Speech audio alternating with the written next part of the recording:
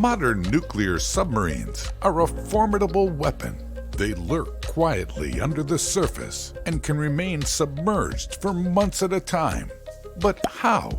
How do modern nuclear submarines keep more than 100 people alive underwater for up to 3 months at a time? Well, there are 3 basic problems these modern engineering marvels have to overcome: food, water, and air. All submarines face these issues, but they are particularly acute for nuclear subs, which tend to stay submerged for much longer periods. Let's start off with air, which is obviously the most vital resource for their crew members. The air in a submarine is closely monitored and filtered. There are a few different mechanisms used to maintain breathable air in subs. First, seawater is run through the electrolysis process, which splits water to produce hydrogen gas and oxygen gas. The oxygen from this process can then be used to supply the sub.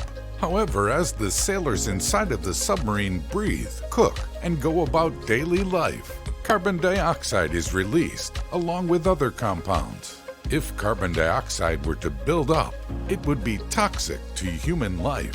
In order to capture the carbon dioxide and carbon monoxide that builds up in the submarine, carbon dioxide scrubbers and carbon monoxide burners are used. Carbon dioxide scrubbers function using a chemical process that causes the CO2 to combine with components called amines that can then be stored in non-gaseous forms. Humidity is another concern.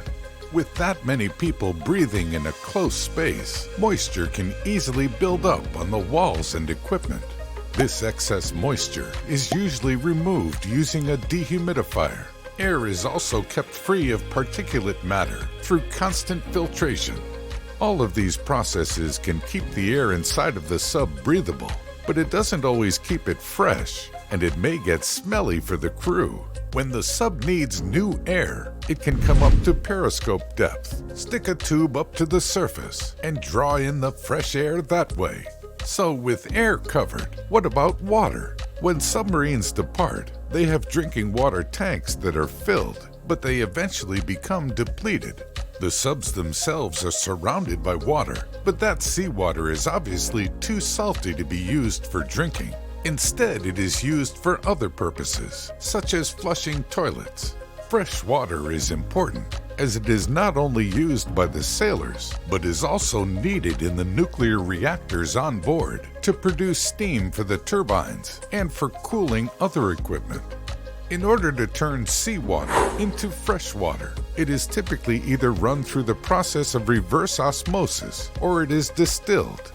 The distillation plant on some submarines can produce 10,000 to 40,000 gallons of fresh water per day. Submarines also have special reactors that can break down CO2 to release the oxygen, which is then combined with hydrogen from the electrolysis process to produce liquid water.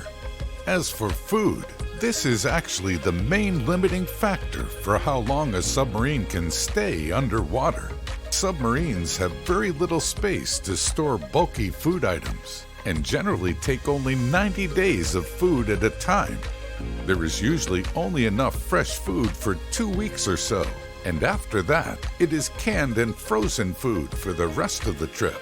So submarines can stay underwater for months because they have systems like air recirculation and water reclamation units, nuclear reactors, and months of food supply on board to keep everything running smoothly.